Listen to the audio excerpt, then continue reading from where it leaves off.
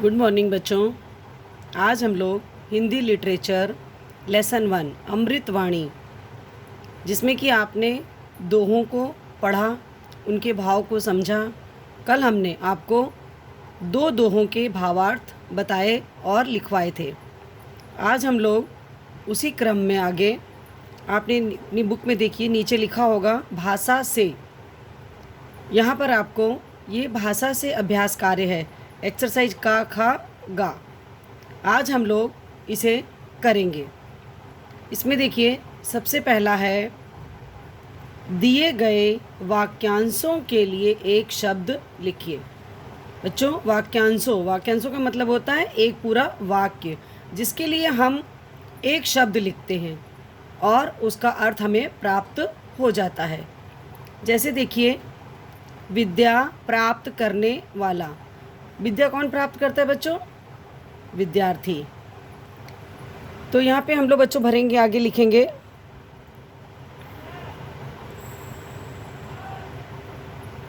विद्यार्थी। नेक्स्ट देखिए बच्चों, सेकंड है, किसी का हित करने वाला। कौन होता है बच्चों? उसको हम लोग हितैषी भी कह सकते हैं और उसको कहते हैं परोपकारी। परोपकारी। अब देखिए तीसरा वाक्य है, जो ईश्वर को मानता हो। कौन होता है बच्चों जो ईश्वर को मानता है, जो ईश्वर की पूजा करता है? उसे हम लोग क्या कहते हैं?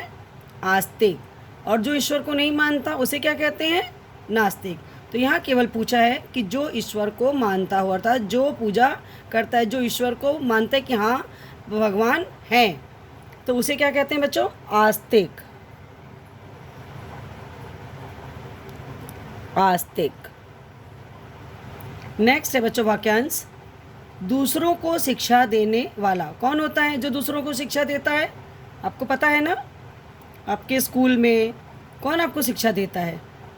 शिक्षक, अध्यापक। तो यहाँ पर आप शिक्षक भी लिख सकते हैं और अध्यापक भी, ठीक है। दूसरों को शिक्षा देने वाला शिक्षक। भीख मांगने वाला, जो भीख मांगता है उसे क्या कहते हैं बच्चों? भिखारी। भिखारी। ये तो हो गए बच्चों वाक्यांश। 5 वाक्यांश हैं, उनके एक शब्द सामने लिखे जाएंगे। विद्या प्राप्त करने वाला विद्यार्थी, किसी का हित करने वाला परोपकारी, जो ईश्वर को मानता हो आस्तिक, दूसरों को शिक्षा देने वाला शिक्षक, भीख मांगने वाला भिखारी। ये हो गए बच्चों आपके 5 वाक्यांश और उनके आंसर। नीचे आइए, एक्सरसाइज नंबर खा। दिए गए शब्दों के विलोम शब्द लिखिए। विलोम मालूम आपको ना, अपोजिट, उल्टा।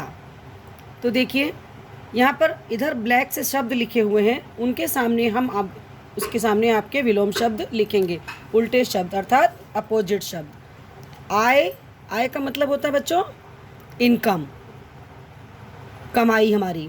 और उसका अपोजिट क्या हुआ? व्यय।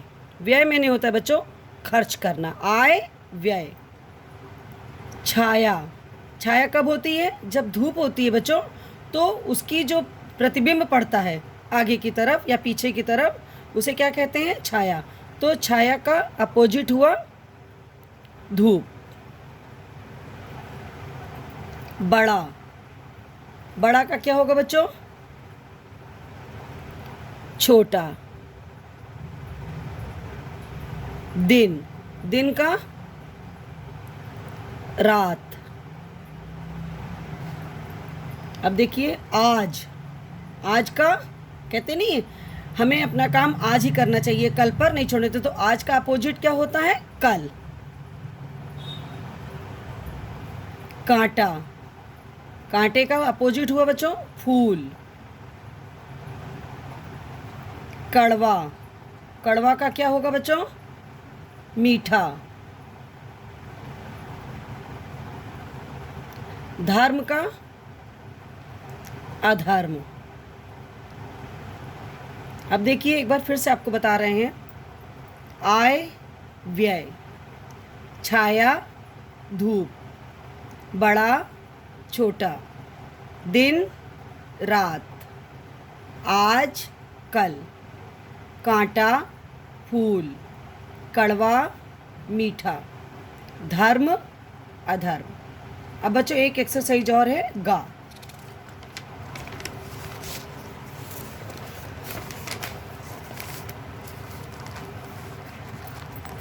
देखिए यहाँ पर देखिए बच्चों, दिए गए शब्दों के समानार्थी शब्द लिखिए। समानार्थी का मतलब होता है समान अर्थ वाले।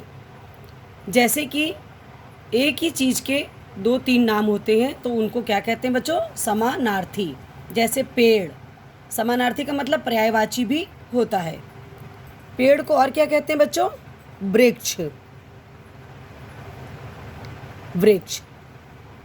क्षमा, कहते हैं ना उसे क्षमा कर दो, अर्थात उसको माफ़ कर दो, तो क्षमा मतलब माफ़ी। पथिक, अभी मैंने आपको बताया था दोहों में भी, पथिक कौन होता है? यात्री। उसको राही भी कह सकते हैं। गुरु, गुरु का क्या होगा बच्चों? शिक्षक।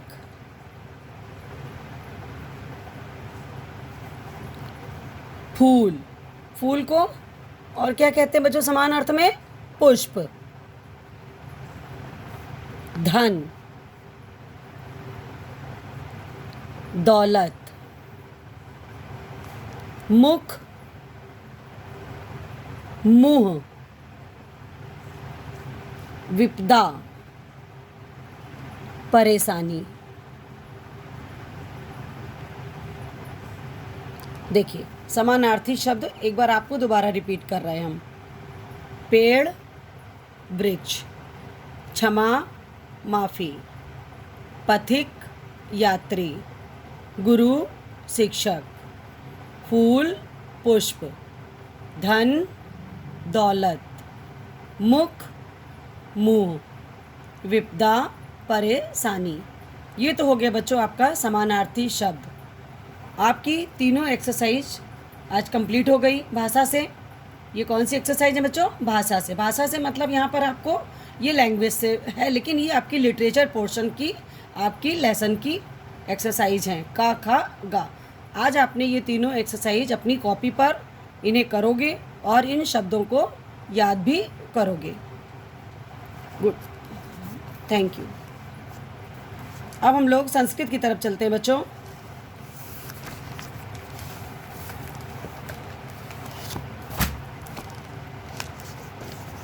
संस्कृत में देखिए बच्चों, हम लोग पुस्तक के माध्यम से ही आपको आज देखेंगे, पढ़ेंगे। पुस्तक में देखिए आपकी पेज नंबर 5 पर आपके धातु रूप दिए हुए हैं। आपको इन्हें आज हम उच्चारण करना बताएंगे और आप इन्हें बुक में से ही याद करेंगे। अब देखिए बच्चों, धातु रूपों के बोध के अंतर्गत इस पाठ में आपको स्था और तिष्ठ, स्था मैंने होता है बच्चों रहना और तिष्ठ मैंने बैठना, इनके धातु के रूप आपको सभी लकारों में, पुरुषों और वचनों में लिखाए गए हैं। यहाँ पर सबसे पहला है बच्चों देखिए लट लकार, वर्तमान काल। इसमें देखिए एक पहला 4 कॉलम बनेंगे। एक कॉलम में आपका यहाँ पे लिखेंगे पुरुष, तो इसमें प्रथम पुरुष होता है, फिर मध्यम पुरुष और उत्तम पुरुष। प्रथम पुरुष जो बात करता है, जिसके बारे में, जिससे बात की जाती है और जिसके बारे में बात की जाती है, ठीक है। अब देखिए फिर एक वचन इसका, फिर द्विवचन और बहुवचन। जहाँ पर बच्चों एक वचन आता है वाक्य में, वहाँ पर हम एक वचन का यूज़ करते हैं, प्रयोग करते हैं। जहाँ द्विवचन आता है वहाँ द्विवचन का प्रयोग करते हैं, और जहाँ बहुवचन आता है वहाँ पर बहुवचन शब्द का प्रयोग करते हैं।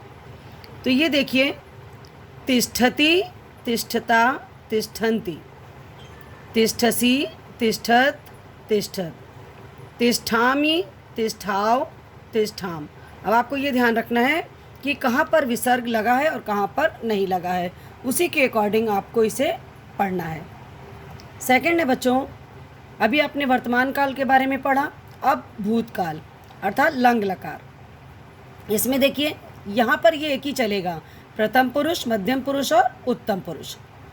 यहाँ पर देखिए लंग लकार में क्या हो गया? अतिष्ठत, अतिष्ठाम, अतिष्ठन, अतिष्ठ, अतिष्ठम, अतिष्ठत, अतिष्ठम, अतिष्ठाव, अतिष्ठाम। ये तो हो गया बच्चों आपका भूतकाल का, कि जब वाक्य हमारा भूतकाल का रहेगा तो वहाँ पर हम इन वचनों का, इस रूप का प्रयोग करेंगे। फिर देखिए बच्चों भविष्यत काल। भविष्यत काल में देखिए पुरुष वही रहेंगे, प्रथम पुरुष, मध्यम पुरुष और उत्तम पुरुष। यहाँ पर एक वचन, द्विवचन और बहुवचन का प्रयोग है। देखिए स्थास्यति, स्थास्यत, स्थास्यन्ति, स्थास्यसि, स्थास्यत, स्थास्यत, स्थास्यामि, अथिस्याव, स्थस्याम। ये तो हो गया बच्चा आपका वर्तमान काल, भूतकाल और भविष्य काल। लट लकार, लंग लकार और लेट लकार। ये तो आपका आज हम लोगों का हो गया। इतने आज आपको मैंने बताए हैं, इनको आप पढ़िएगा अपनी बुक में और याद करिएगा, क्योंकि इसमें से कोई भी किसी भी रूप में कोई वचन आपसे पेपर में भी पूछा जा सकता है। थैंक यू बेटा।